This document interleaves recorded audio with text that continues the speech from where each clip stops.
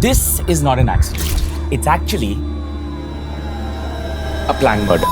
And I have 5 pieces of evidence to actually prove it to you. When there's a road accident, 75% of those people involved in the accidents have a license. But that would mean there are loopholes in getting the license, right? In fact, Shri Nitin Gadkari himself has said that 30% of Indian licenses are fake. It's good the government knows this, but they can't stop millions of people doing this, right? This study in Delhi followed 800 people who have a valid driving license. And you know what they found?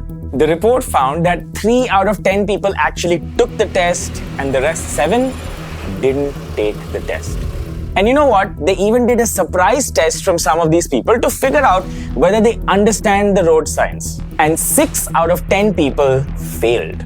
This is interesting. People on the road literally have a death machine in their hands. And if they don't understand how the road, its procedures, its rules work, that sounds like a problem. But the question is, why did they fail? So maybe the issue is with the manual process. But you know what? They recently automated the entire driving test protocol. And the results are pretty interesting. This is what a normal driving school looks like, where there are a bunch of people observing the driver and giving him a pass or a fail. They replace these people with cameras and sensors. So the test became automatic. Previously, 80-something% people actually passed. But now, after the sensors, it's 40-something. That's half. This is called an automation shock. And it's not just Delhi, it's all major cities which have seen this kind of automation shock. 1.75 lakh lives have been lost due to road accidents. That's 20 people every 60 minutes. Let that sink in. I was literally shocked by this number. And mujhe laga it must be because of those damn potholes, right? Or maybe it's the bad weather for a reason. Or then it could also be the trucks, right? No, then what's the cause?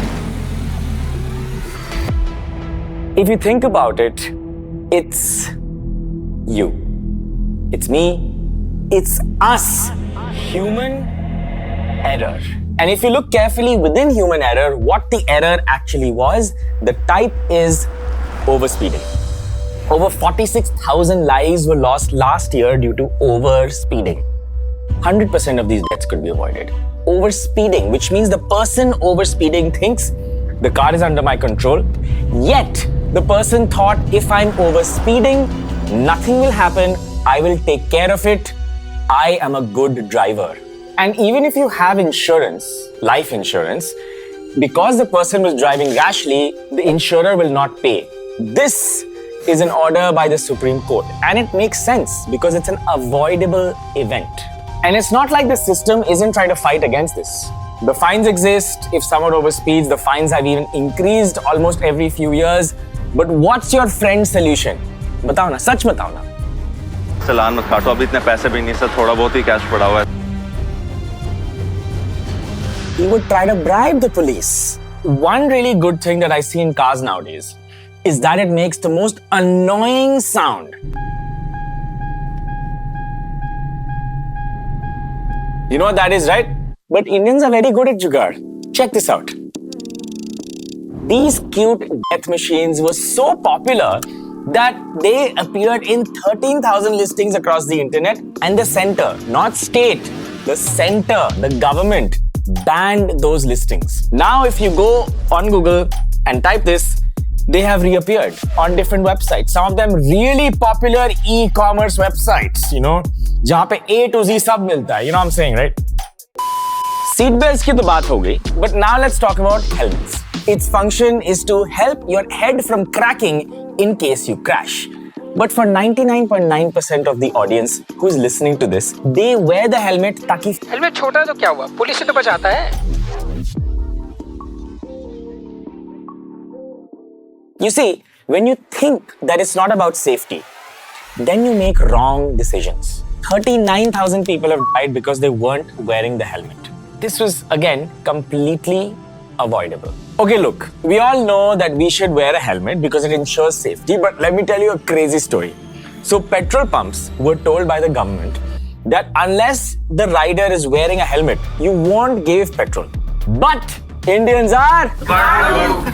And what happened was, there was a person from the petrol pump who would stand at the entrance and say, helmet nahi hai? He'd say, no. Kehte, cool. Wear this helmet, get the petrol. When you're exiting, give me the helmet back. The petrol pump is incentivized to break this rule because it has to sell the damn petrol. Now let's put all of this together. Driver's license obtained illegally. No seatbelt. No helmet. Overspeeding. Straight road. Every time we hack safety with these no-use helmets, in some way, we move an inch closer to becoming the victim ourselves. Two-wheelers are the kinds of vehicles which meet their fate the worst out of all kinds of vehicles. And it makes sense. Most of these collisions over here are with two-wheelers. Look at the combination here. Two-wheeler to two-wheeler collisions is 15%. That's 27,000. We have two-wheeler to cars, two-wheeler to trucks, two-wheeler to pedestrians. All of these, including cars to pedestrians. That's right, people walking on the road are either hit by a car or a two-wheeler, and that alone accounts for more than 10% of deaths. Because 60 to 70% places, the footpaths, they don't exist. And where they are, walking on them is like running in that, that Olympic race, that steeple jumping thing. Because we're using them for this and for that, but not for actually walking. And in situations like this, a footpath sometimes isn't just a footpath. It's like an exit path for these bikers. If you can't walk on the footpath, then, what? I don't know. What's the solution? But I do know one thing. Most people don't die on the spot when a crash happens. Their life can be saved by you, me, and everyone out there. Everyone feels if you help a random stranger who's met with a collision, the police will harass you or some other issue will happen. A lot of people don't know about the Good Samaritan law. It's a law actually meant to protect you from any kind of harassment if you help an accident victim. WHO says up to 50% of death could have been prevented if the bystanders had just helped the people in collision. Then we have stage number 2, which is the ambulance trying to reach you. We live in a world where pizza comes in 30 minutes and a coffee or anything you order in groceries reaches you in 5 minutes, but the ambulance may take a while. And the golden hour theory says, if you get treated by a medical professional within an hour, the chances of you surviving that becomes exponentially higher.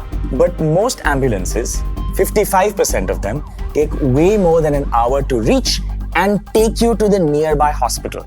So that period is actually lost. And because of that, this broken emergency chain, lives are lost. And what's surprising is if the victim actually needs oxygen support, 90% of ambulances just can't do that. They don't have oxygen support working in the ambulance. Now let's be a little positive and imagine that everything worked out well. The bystanders helped, the ambulance came on time, had oxygen support if the victim needed it, and even is on its way to reach the hospital. But for some reason, there is a jam on the road. We find out a few meters ahead, there are two people fighting because they met with a collision, both of them bikes, and they aren't moving from that space and the entire road is jammed. Although the ambulance has its tui emergency on, no one looks at it, no one tries to fix it, no one lets them pass.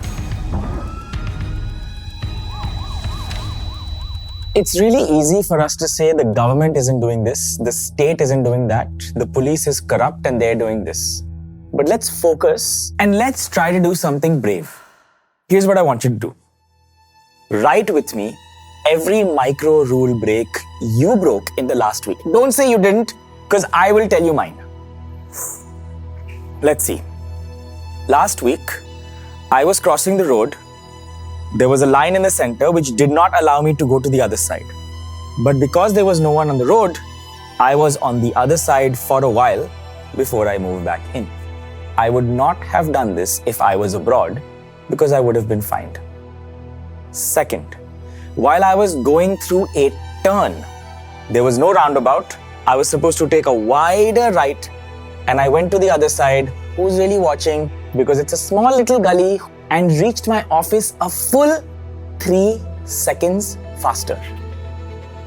I think I realized I should probably not have done that. All of these micro rule breaks feel like I did a small thing and I quickly forgot it. But it's told my future self that if I make a micro rule break, nothing will change. Because we are 1 billion people in this country and hundreds of millions of people on the road.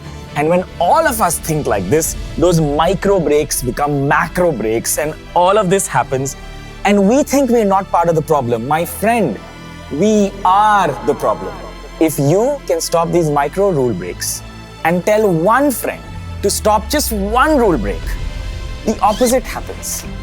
Everyone stops doing one less mistake on the road, and because there are hundreds of millions of us, it actually affects tens of thousands of people and their lives. Think about it and tell me what change you made. Forget about the world, just focus on you.